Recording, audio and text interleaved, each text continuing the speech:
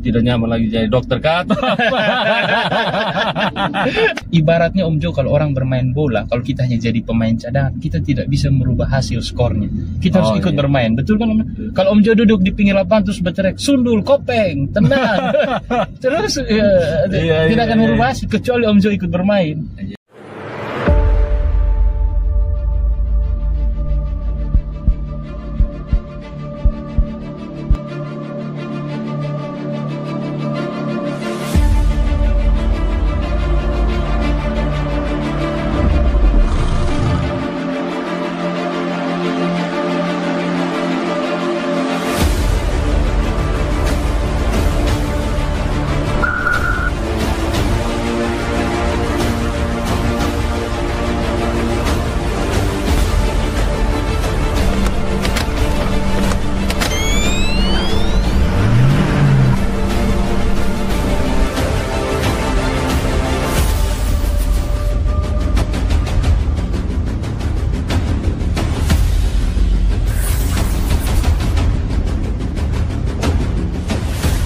Halo Bapak Mama, Saudara semua, ketemu lagi di Pasiar Oto Gas Jang Rem. Gas Jang Rem, luar biasa sekali. Hari ini potong Pasiar Oto dengan orang yang sangat spesial.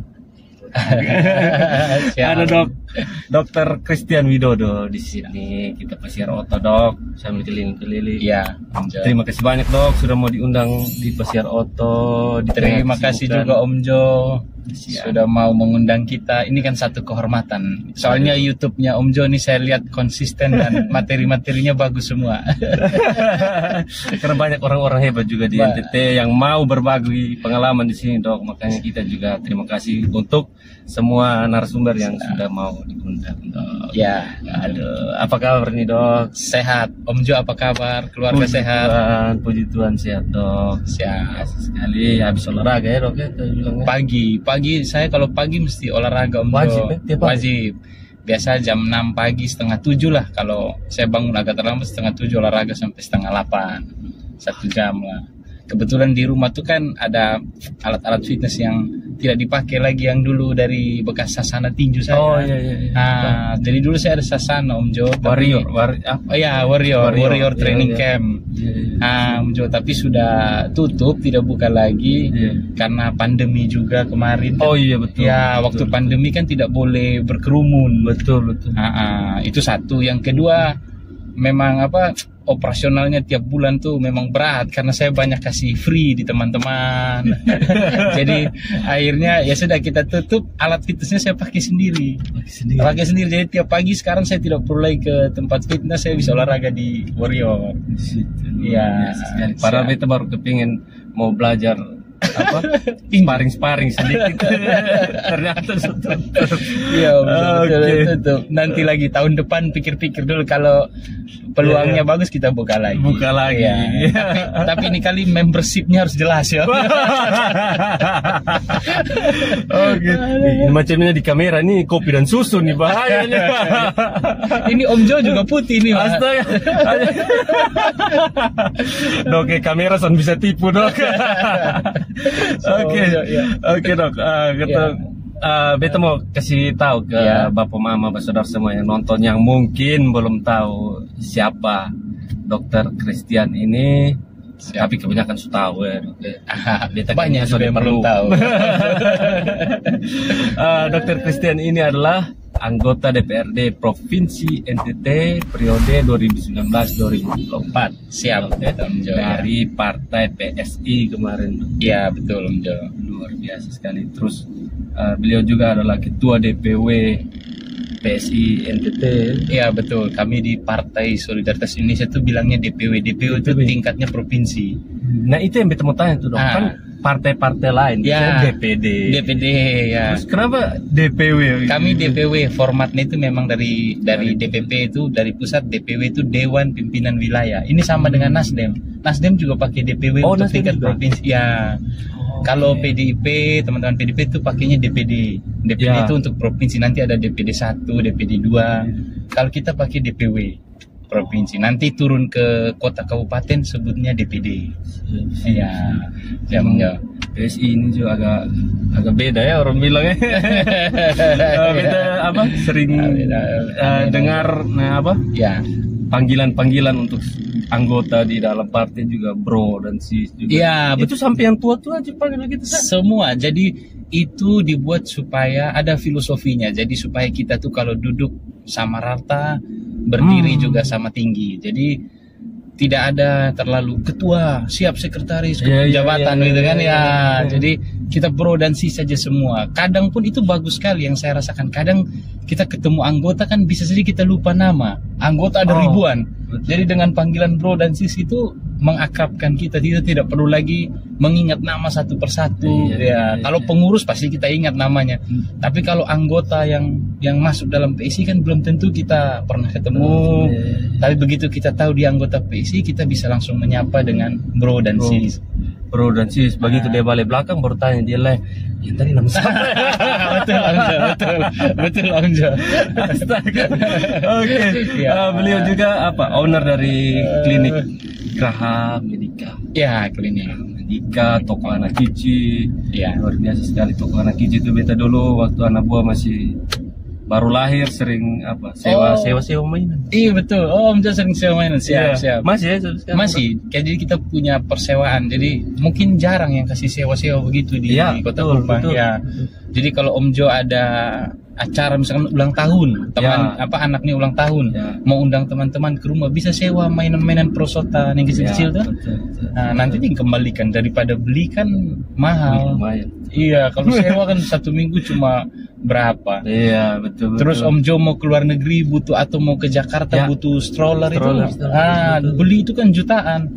Sewa 100.000 berapa minggu nanti kasih kembali. Beta pernah sewa itu, Dok. Ngomong itu.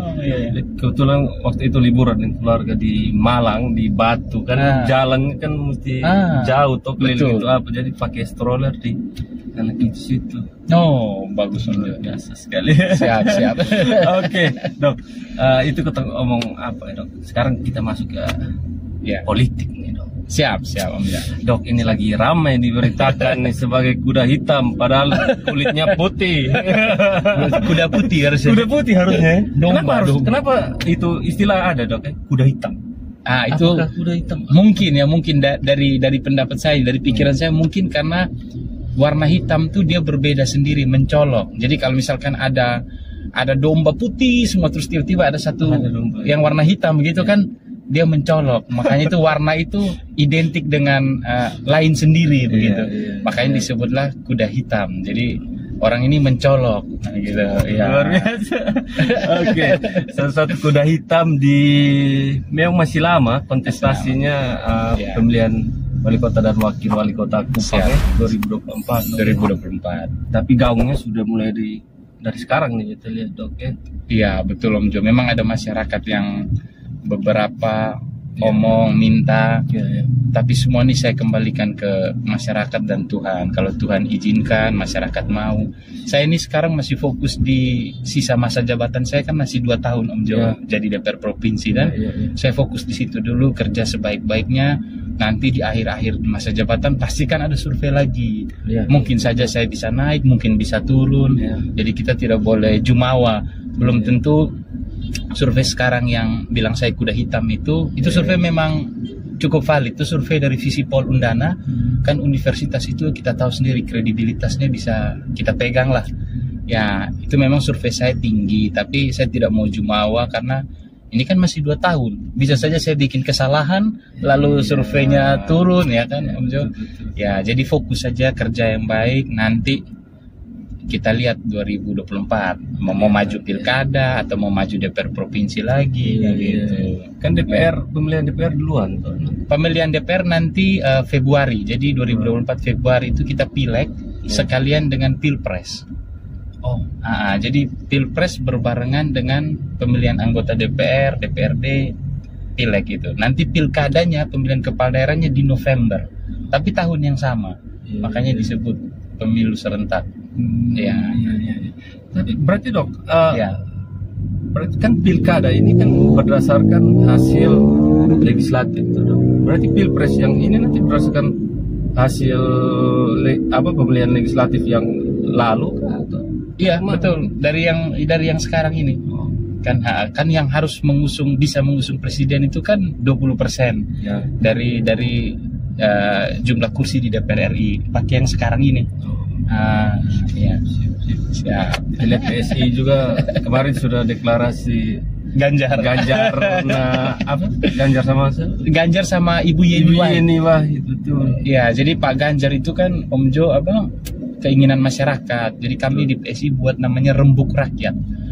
Jadi Rembuk Rakyat ini kita edarkan kuesioner dari beberapa calon presiden, masyarakat pilih masukkan ke kami pakai aplikasi, pakai website.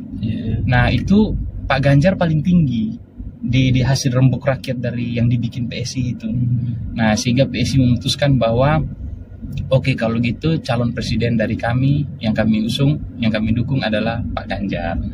Begitu. Jadi kami mau biasakan sebuah budaya baru di politik bahwa ini adalah keinginan masyarakat, bukan keinginan elit partai politik. Mungkin kalau di tempat lain kan segelintir orang yang mengatur siapa capres, siapa cawapres. Om Jo sudah tahu lah. Kalau mereka duduk bersama, ini capres, ini cawapres. Nah, di PSI kami mau biasakan bahwa kami jadi penyambung aspirasi masyarakat, bukan keinginan elit partai. Itu makanya kami bikin Rembuk Rakyat selama beberapa bulan, lalu keluarlah Pak Ganjar yang paling atas di survei itu. Nah, kemudian kenapa Ibu Yeni Wahid? Karena kita tahu bahwa Ibu Yeni Wahid ini anaknya Gus Dur, seorang bapak pluralisme. Jadi ya Pak Gus Dur kita tahu sendiri tokoh yang paling toleran lah. Nah, jadi kami percaya bahwa garis-garis perjuangan Gus Dur itu ada di Ibu Yeni. Sehingga oke lah, cocok ini Pak Ganjar Ibu Yeni. Dan ternyata positif, masyarakat senang. Dalam untuk yang berkampanye. Iya betul. Karena PSI juga tidak bisa mengusung. Ya kan harus 20% dari jumlah kursi yang ada di DPR RI untuk mengusung calon. Kalau sekarang kita tidak punya di DPR RI. Nah itu. Jadi tapi dengan gerakan kita ini tujuannya kan supaya memotivasi yang lain, memotivasi partai-partai lain, relawan, masyarakat untuk juga bergerak mendukung Pak Ganjar. Ini kan bagus. Jadi bukan soal kursi berapa yang kita punya di sana, tetapi dengan gerakan duluan ini kita menginisiasi gitu, mengawali sebuah pemikiran gagasan bahwa Pak Ganjar Ibu ini adalah yang terbaik begitu. Memang kita harus akui kalau Pak Ganjar ini elektabilitasnya di akar rumput sendiri lebih tinggi, tapi ke atasnya yang kayaknya betul. Ya itu kan masalah partai ya, Itu dia. Oke. Ini kan kontestasi politik pertamanya dokter masih muda, politisi baru, bergabung juga di partai yang dibilang baru juga. Betul Om Ja. Pendekatan apa sih ini, kalau bisa Dok sharing sedikit lah buat kita. Pengalamannya sharing pengalaman dulu 2019 ya. Pendekatan seperti apa sih Dok yang Dok pakai waktu itu Dok? Jadi waktu itu saya banyak pengobatan gratis Om Jo. Saya ini memang waktu jadi sebelum ini kan saya dokter, saya aktif di kegiatan-kegiatan sosial. Makanya Om Jo kalau lihat mungkin masih ada jejaknya di koran, di online. Itu saya banyak aktif di organisasi. Ada PP Kori, itu Perhimpunan Pembina Kesehatan Olahraga Republik Indonesia. Lalu ada kegiatan-kegiatan sosial lain, di HIPMI. Jadi saya memang banyak sering melakukan pengobatan gratis dulu. Lalu ketika 2019 saya memutuskan untuk maju itu, saya tambah pengobatan gratisnya. Jadi saya keliling Om Jo, bisa bayangkan 1 minggu itu saya bisa ke 3 tempat. 3 tempat itu kalau 1 bulan berarti 12 kali. Om Jo bayangkan saya bicara yang sama, Bapak dan Mama, saya Dr. Christian Widodo, jangan lupa pilih saya. Terus di beberapa titik itu. Iya, diulang yang sama, terus saya harus pengobatan. 1 kali pengobatan kan bisa 200 orang. Om Jo bisa bayangkan saya bicara yang sama, terus saya harus tulis resep 200 orang. Kalau itu capek sekali memang, dan memang begitu kalau kita mau menang harus ada perjuangan. Itu juga kadang saya rasa saya masih malas. Jadi ada pepatah bilang lazy people do a little work and think they should be winning. Tapi kalau winner winner do as hard as possible and still think they are lazy. Jadi ada pepatah bilang kalau orang malas dia bekerja sedikit dan dia merasa dia sudah harusnya menang. Tapi kalau seorang pemenang dia bekerja sudah banyak setengah mati tapi dia masih merasa dirinya malas. Ya, ini kayak Om Jo. Sudah keliling gitu, tapi mungkin Om Jo dalam hati merasa saya masih kurang, ada yang kurang. Itu contoh-contoh pemenang. Ya. Jadi saya selalu tanamkan itu dalam pikiran saya waktu itu. Jadi saya jalan terus dan itu pun saya pulang saya masih rasa kayaknya saya kurang rajin. Kadang-kadang Om Jo bayangkan satu hari bisa 3 tempat. Bayangkan satu hari 3 tempat. Kalau satu minggu 3 kali berarti 9 kali satu minggu. 3 tempat itu Om Jo. Sampai kadang kita datang ke tempat kedua nih sudah terlambat. Baru duduk. Kan kita tidak bisa tepat waktu. Kita mau pindah tempat itu kan orang, dok masih ada sepupu mama sakit di sana. Tolong lihat dulu di rumah. Saya mau jalan tidak bisa. Saya jalan kaki pergi lihat di rumah. Akhirnya saya ke tempat yang berikut, ke titik yang berikut itu terlambat. Itu Om Jo kan baru duduk orang sumaki kita. Ini bilang mau caleg belum jadi. Belum jadi Sukaret. Padahal kan ini mereka tidak tahu ini kita habis pelayanan di tempat lain yang memang saya tidak bisa. Saya sudah atur waktunya. Saya sudah spare kadang-kadang setengah jam, 1 jam. Tapi namanya orang konsultasi Om Jo kan tidak bisa kita potong. Om Jo masih mau mengeluh, saya ini sakit dok. Sudah saya mau jalan sudah ya. Kan tidak bisa. Jadi itulah saya terima semua itu. Kadang-kadang sampai saya di kamar saya kasih mati lampu aja, saya diam-diam aja kalau saya sudah terlalu penuh itu Om Jo. Tapi saya percaya kalau kita lakukan hal yang baik itu, jadi kalau saya percaya kalau saya tidak menang pun saya punya pahala banyak. Karena saya lakukan pengobatan ini gila-gilaan. Biasanya tidak begini, ini sampai 1 hari 3 kali. Jadi saya percaya kalau saya kalah pun saya dapat pahala banyak dan dapat pengalaman baru banyak bertarung di lapangan. Jadi saya punya tim-tim itu Om Jo, mereka waktu mau pemilihan mereka takut, mereka bilang, "Kemana nih Pak Dokter ketemu menang kosong deh." Saya bilang sudah, kita kalah juga tidak apa-apa. Saya kasih tenang mereka, saya bilang kita kalah pun saya dapat pahala 1. Yang kedua saya dapat pengalaman bertarung. Hanya di politik ini mental kita dilatih Om Jo. Jadi dulu kalau di dunia usaha, saya kan dulunya dokter, seorang profesional dan pengusaha. Tapi di politik ini kita belajar hal baru. Kita punya mental jadi tanggung. Dulu kalau kita pengusaha orang baru maki sedikit, orang bilang kita punya jualan begini begitu, pasti kita marah, emosi, tersinggung. Om Jo mungkin bisa rasa. Orang bilang, oh YouTube-nya Om Jo begini, nanti pasti terpancing. Tapi di politik itu hal biasa. Orang baku tuntut, baku maki, rapat itu orang tidak peduli mau kau dokter ke apa kan, kita sama-sama di sini mewakili masyarakat. Jadi di politik itu kita belajar mental yang tangguh. Jadi saya bilang sama saya punya tim, saya punya istri, kalau saya tidak menang pun saya kembali ke dunia apapun, dunia usaha, dunia profesi, saya dapat pelajaran baru yang sangat bagus yang bisa saya pakai di mana saja. Mental kita jadi tangguh Om Jo. Kalau di politik tuh tuntut menuntut biasa. Om Jo mungkin tahu orang salah omong surat lapor polisi, apa itu biasa. Jadi kalau kita kembali ke dunia bisnis, mental itu sangat bagus. Mental yang tangguh itu sangat diperlukan untuk di dunia apapun. Jadi jangan baper. Banyak kan anak-anak sekarang baru mau usaha sering terbawa perasaan. Misalkan jualan baju online, orang bilang itu bajunya jelek gini, orang komen dia jadinya besok malas jualan online, dia ganti usaha lain.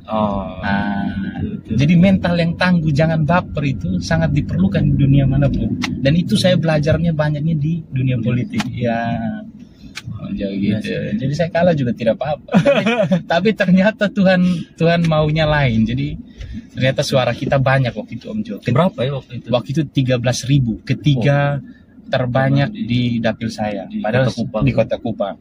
Padahal saya anak baru, bukan siapa-siapa, bapak saya bukan pejabat, saya tidak punya track record politik, saya bukan politisi sebelumnya. Gitu. Bapak memang bukan pejabat, tapi orang Kupang tahu siapa Bapak. Kemarin juga Pajar Oto dengan Theo luar biasa, masih energik sekali. Betul. Orang banyak kenal Bapak karena Bapak banyak berbuat baik.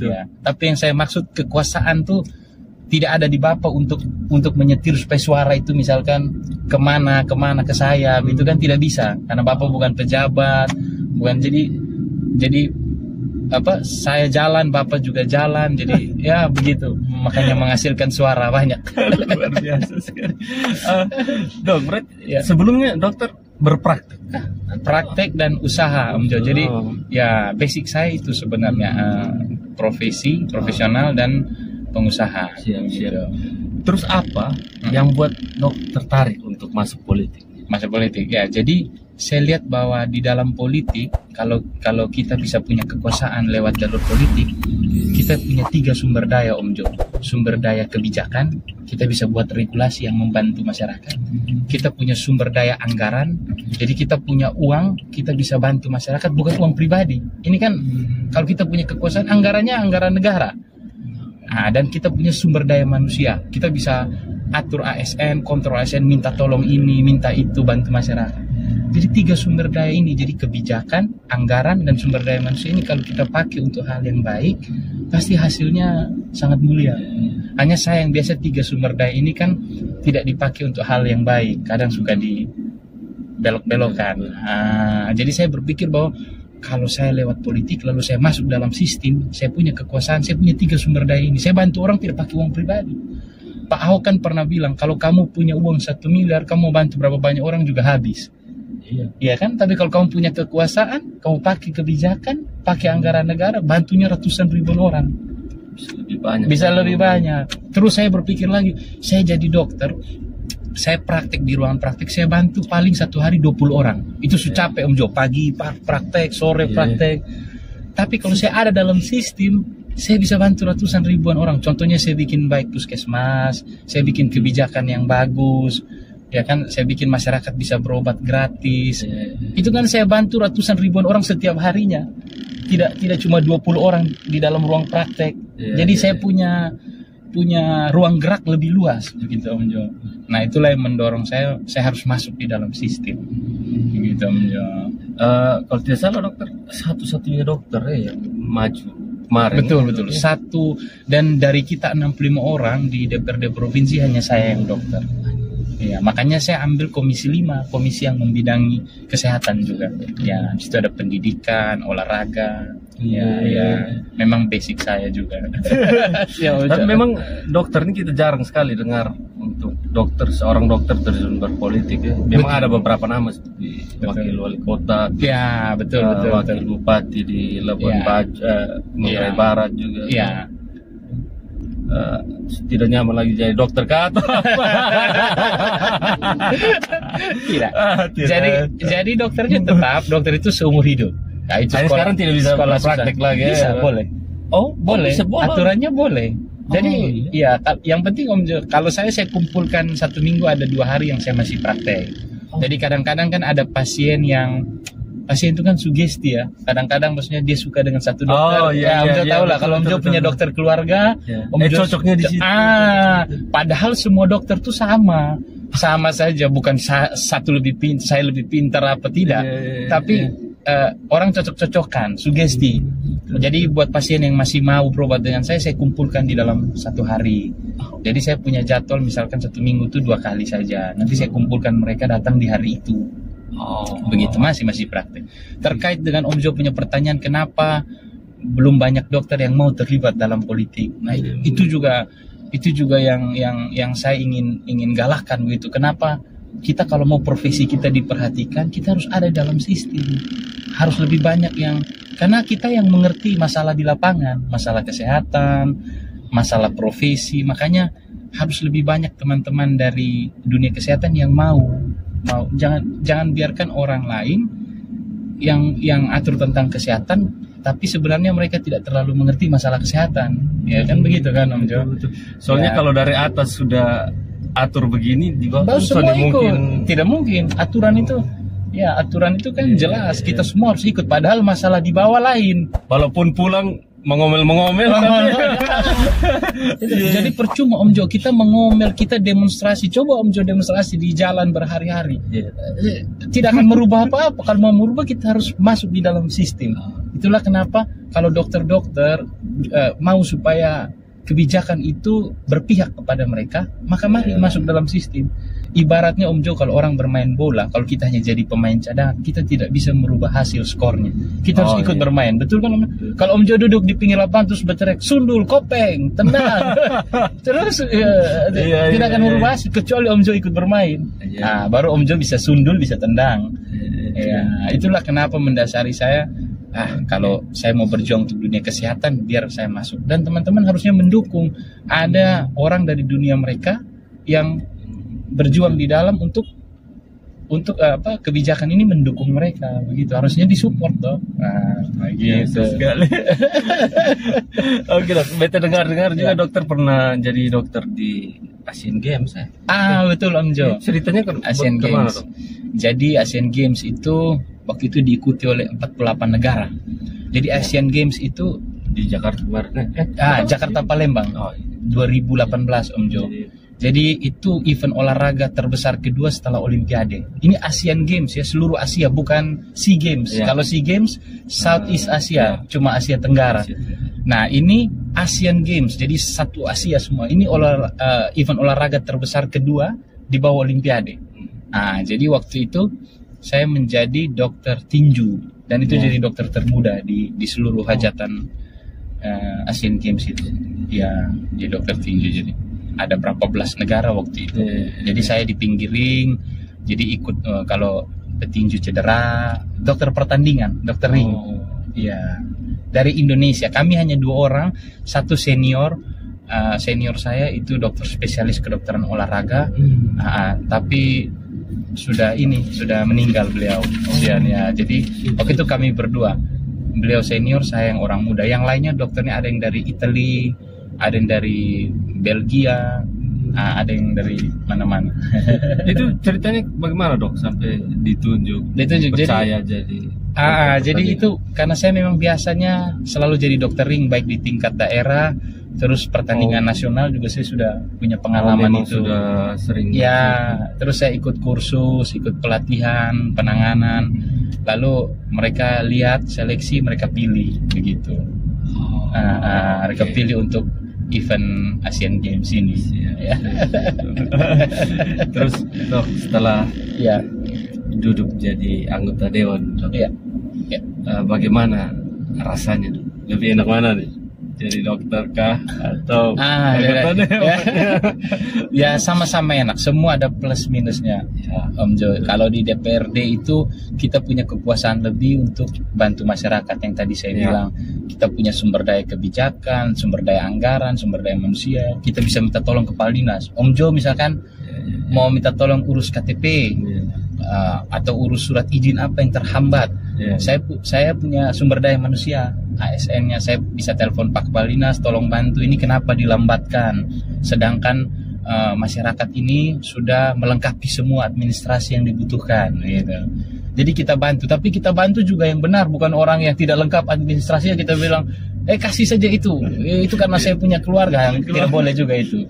Jadi kita bantu, tapi bantu yang benar. Makanya masyarakat kalau minta tolong saya tanya kembali, Bapak dan Mama sudah lengkap belum? Jangan sampai Bapak dan Mama punya surat yang belum lengkap. Jangan kita marah-marah dinas, minta tolong dinas, baru kita sendiri tidak siap. Gitu. Dok, ada setelah jadi anggota dewan, Dok, ada hal baru apa yang dokter pernah temui, yang dokter tidak pernah temui di profesi sebelumnya? Yang mungkin berkesan buat dok, atau dokter bikin dokter terkaget-kaget begitu. Ya itu mungkin salah satunya saya bilang tadi, di dalam dunia politik itu mental kita ditempa. Itu tidak ada di dunia usaha, tidak saya dapat. Maksudnya mungkin orang lain di dalam dunia usaha dia dapat itu, bisa aja kan. Om Jo juga dapat pelatihan mental di dunia usaha, mungkin aja. Tapi bagi saya dapatnya ini di dunia politik. Jadi mental yang tangguh ditempa di sana. Terus kemudian saya dapat banyak hal. Contohnya kita sudah capek ketemu masyarakat banyak, setiap hari acara banyak, tapi kita tetap harus sabar. Nah itu kita dapatnya di dunia ini. Kalau dunia usaha kan kita tidak perlu banyak ketemu masyarakat, ya kan? Kalau orang tidak suka dengan produk kita, ya sudah tidak usah beli, gitu. Kalau di sini tidak bisa, orang harus suka dengan produk kita. Ya, toh? Ya, jadi kita harus berjuang. Jadi walaupun kita capek, lelah kita harus datang. Orang undang kita datang, orang kedukaan kita hadir. Padahal kadang-kadang lagi badan kurang enak misalkan, lagi hangat atau anak di rumah lagi sakit, saya pengennya temani anak. Tapi aduh, ada undangan ya, saya harus hadir. Gitu. Tidak bisa tidak ya? Tidak bisa tidak. Nanti kalau tidak hadir orang bilang, oh jadi DPR sombong ya, kita undang tidak mau datang. Dan orang kan sering mau tahu itu. Sering mau tahu. Ada urusan. Betul. Repot juga. Ya itu harus siap. Harus ada waktu yang dikorbankan untuk masyarakat. Itu sudah pasti. Omong kosong kalau kita bilang saya bisa bagi waktu antara tugas-tugas DPRD saya ketemu masyarakat, dengan keluarga, dengan usaha, semua saya bisa bagi waktu dengan perfect. Tidak ada itu.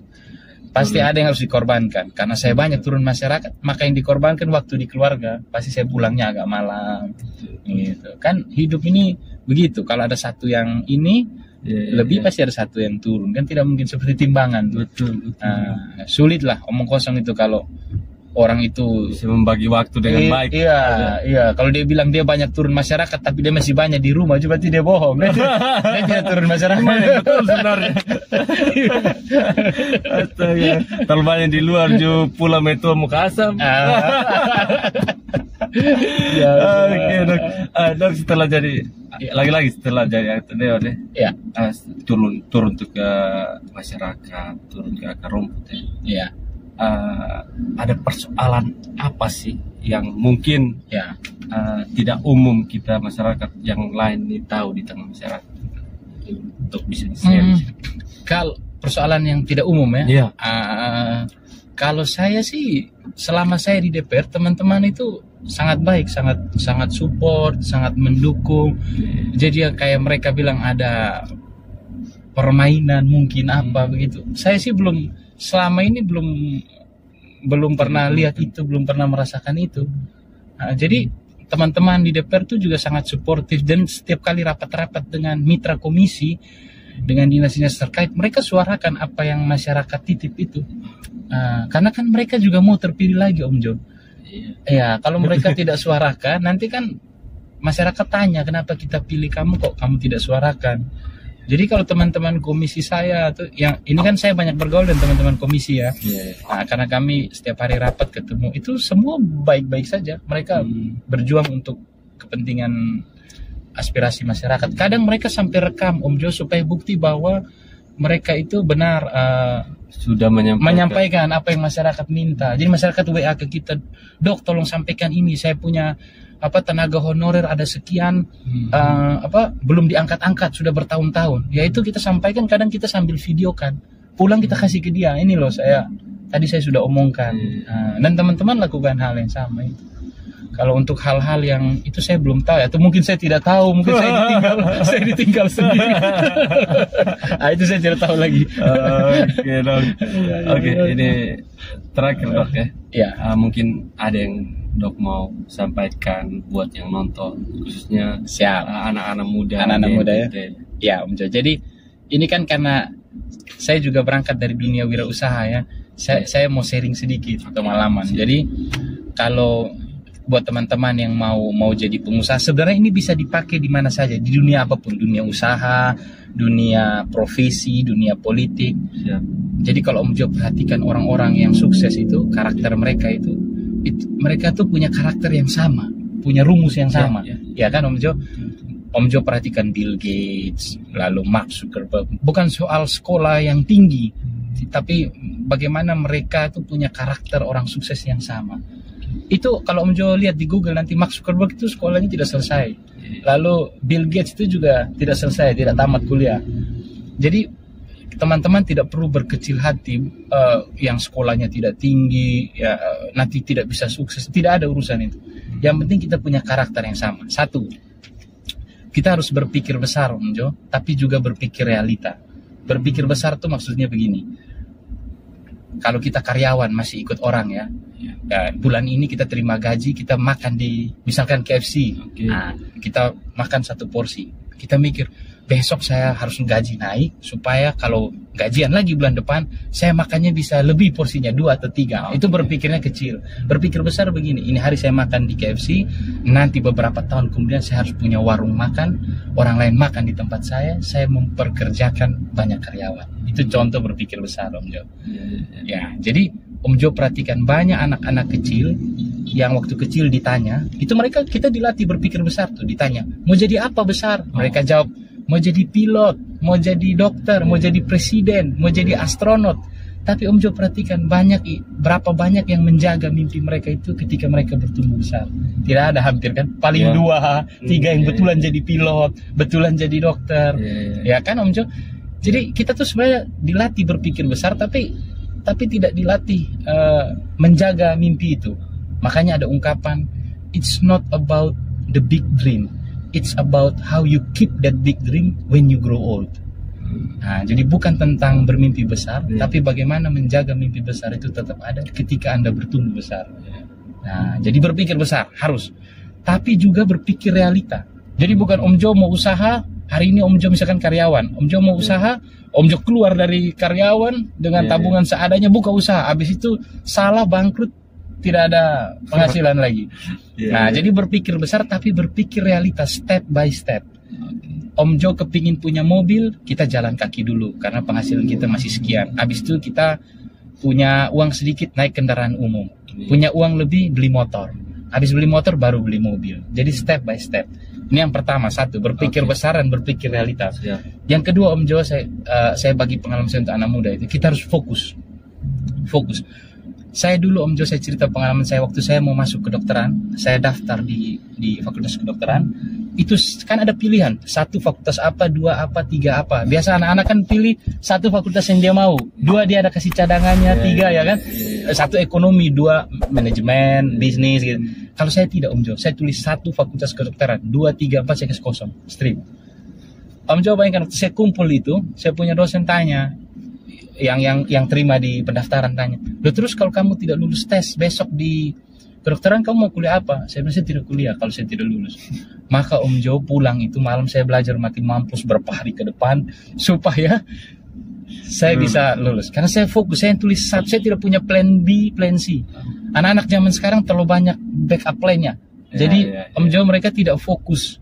Om Jo kalau jalan di atas papan tipis, di bawahnya ada jaring pengaman, safety netnya. Om Jo pasti jalannya santai, jatuh juga aman. Tapi kalau secabut itu jaring pengaman, pasti Om Jo akan langkah dengan sangat hati-hati, fokus sampai Om Jo sampai di tujuan. Ya, jadi walaupun ada beberapa kasus tetap perlu plan B, plan C, tetap perlu. Tapi saya mau ajarkan secara keseluruhan, kita harus fokus, Om Jo. Nah, jangan kebanyakan backup plan. Jadi kita sungguh-sungguh mati-matian di satu tujuan itu. Mindsetnya harus begitu. Kalau saya tidak sampai di situ, ini tidak ada backup plan. Harus begitu mindsetnya. Ya, ini ada cerita Om Jo. Napoleon Bonaparte, seorang pahlawan Prancis yang paling terkenal Om Jo. Pahlawan Prancis Napoleon Bonaparte. Dia selalu memenangkan pertarungannya. Om Jo tahu caranya bagaimana? Kalau dia datang di satu pulau mau berperang, dia suruh pasukannya turun, dia bakar kapalnya sendiri. No way back. Jadi, jadi lu mau berjuang mati-matian di ini pulau, lu menang, lu tinggal di sini, lu hidup, atau lu mati. Soalnya bisa pulang, lu sana bisa lari pulang. Jadi dia punya anak buah, dia suruh turun semua, dia bakar kapalnya sendiri. Napoleon Bonaparte itu panglima paling terkenal di Prancis.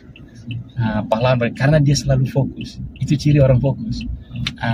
Jadi 1 berpikir besar, berpikir realita, 2 fokus, 3 Om Jo kita harus adaptasi, adaptasi. Kalau kita tidak bisa adaptasi, kita mati bisnis kita Om Jo. Ini apa saja, mau politik mau apa harus adaptasi.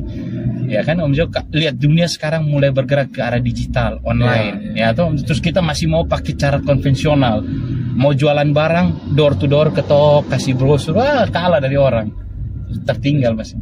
Ya, dulu ada perusahaan taksi Om Jo namanya Bluebird, Om Jo pasti tahu. Waktu awal-awal kan ini success story-nya Bluebird ini. Jadi Bluebird tuh awal-awalnya masih ngotot dengan cara konvensional, ya kan? Betul. Ya orang tunggu orang di jalan, dia percaya bahwa konsumennya banyak dan supirnya juga banyak yang orang tua senior, jadi tidak bisa pakai smartphone. Jadi tidak mau bergerak ke arah online. Waktu itu Grab masuk, Gokar masuk, akhirnya dia ketinggalan.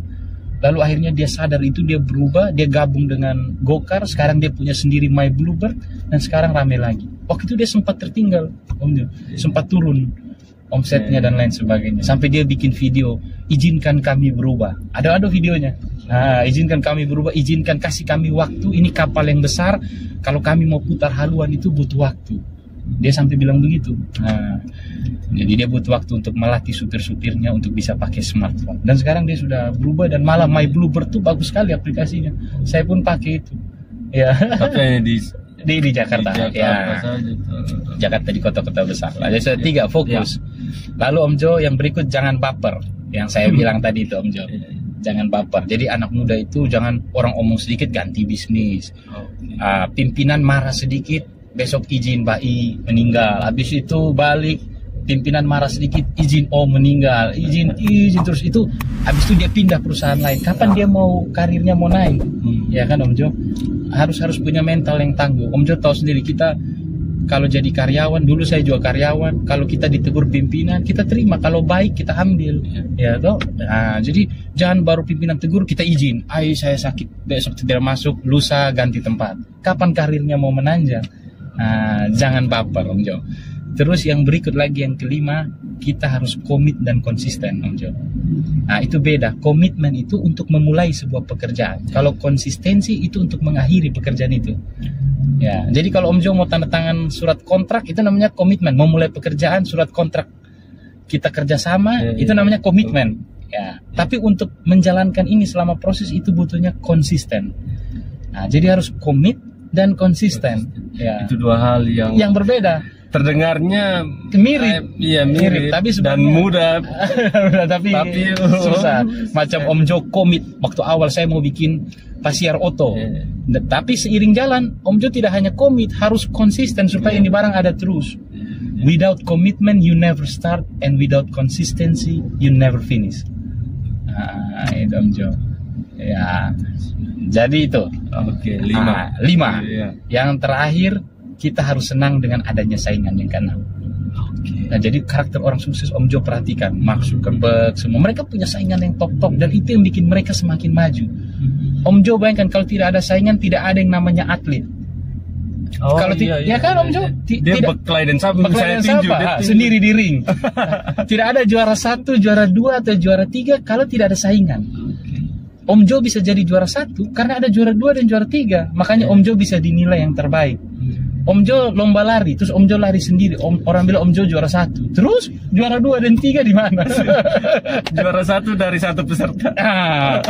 Jadi kalau mau terbaik, mau sukses, kita harus senang dengan adanya saingan. Jangan kita benci dia, jangan kita black campaign dia. Kita omong dia yang jelek-jelek, itu jangan. Itu bukan karakter orang sukses.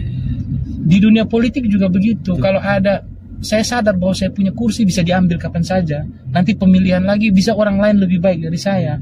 Nah, karena saya sadar itu saya ada saingan, maka saya bekerja dengan baik. Saya bekerja sebaik-baiknya, saya selalu hadir. Saya paksa diri saya supaya jangan malas. Itu karena saya senang dengan adanya saingan. Itu Om Jo. Bayangkan kalau saya percaya diri, saya percaya tidak ada yang saingi saya. Saya santai-santai saja. Nah, pasti nanti saya punya kursi hilang. Gitu Om Jo. Ya. Orang tuh suka tidak sadar begitu, apa yang dia punya itu bisa hilang kapan saja Om Jo. Jadi ada pepatah kan bilang begini Om Jo, Anda tidak tahu apa yang Anda punya sampai Anda kehilangan. Itu salah. Kita tuh tahu apa yang kita punya, hanya kita tidak tahu apa yang kita punya ini bisa hilang kapan saja. Masa Om Jo tidak tahu apa yang Om Jo punya? Contoh Om Jo punya istri, masa Om Jo tidak tahu Om Jo punya istri? Pasti tahu kan? Cuma yang tidak tahu kapan istri ini bisa saja tiba-tiba meninggalkan kita buat salah. Jadi kalau pepatah bilang Anda tidak tahu apa yang Anda punya sampai Anda kehilangan, itu salah. Kita tahu apa yang kita punya, kita persis tahu. Kalau yang pacaran, masa dia tidak tahu dia lagi punya pacar? Dia tahu kan? Nah, itu yang kadang-kadang dong suka bikin lupa. Lupa kalau sudah punya pacar. Itu dia. Yang dia tidak tahu, dia bisa kehilangan kapan saja. Pacarnya bisa saja meninggalkan dia kapan saja. Jadi DPR juga begitu. Masa kita tidak tahu kita lagi jadi DPR? Tahu. Yang kita tidak tahu, kita bisa aja di PAW seketika kapan saja kalau kita buat salah. Korupsi, terorisme, bisa saja kita tiba-tiba di PAW. Begitu. Jadi kita tahu, we know exactly what we have. Kita benar-benar tahu apa yang kita punya. Yang kita tidak tahu apa yang kita punya ini bisa hilang kapan saja. Gitu. Itu pepatah yang benar. Bukan kita tidak tahu apa yang kita punya sampai kita kehilangan, bukan. Kita tahu. Nah, jadi itu Om Jo. 6 itu Om Jo. Ya, banyak sekali faktor apanya. Ya, itu karakter. Di samping itu tentu rajin berdoa dan sebagainya. Tapi ini kan kita bicara karakter. Nah, tentu yang paling pertama kita harus rajin berdoa supaya kita bisa sukses. Gitu Om Jo. 6 itu Om Jo. Jadi saya titip. Yang pertama berpikir besar dan berpikir realita. Kemudian fokus. Kemudian adaptasi, adapt. Lalu jangan baper. Ya Om Jo. Komit dan konsisten. Terus senang dengan adanya saingan. Nah, itu. Ini materi yang biasa saya selalu berikan kalau orang undang di hotel. Teman-teman mahasiswa undang di kampus, Dok tolong kasih kami motivasi, habis dari kuliah ini kami butuh apa supaya kami bisa sukses lah. Nah saya bilang saya juga belum sukses, tapi yang saya pelajari, yang saya lihat dari orang-orang sukses, ini karakter yang mereka punya. Oke, Dok. Terima kasih banyak Dok, sudah sharing banyak sekali di Pasiar Oto nih. Semoga bermanfaat buat Bapak Mama Saudara semua yang nonton, ambil yang baik. Buang yang menurut Bapak Mama Saudara semua kurang baik ya Dok. Ya betul Om Jo. Siap. Oke Dok, sukses terus Dok ke depan. Sukses terus Om Jo. Mohon maaf kalau ada salah-salah kata atau yang kurang-kurang. Tidak ada, Om Jo luar biasa. Astaga. Oke Bapak Mama Saudara semua, sekian ketemu punya Pasiar Oto hari ini dengan Dr. Christian Widodo. Sampai ketemu di video berikutnya. Siap.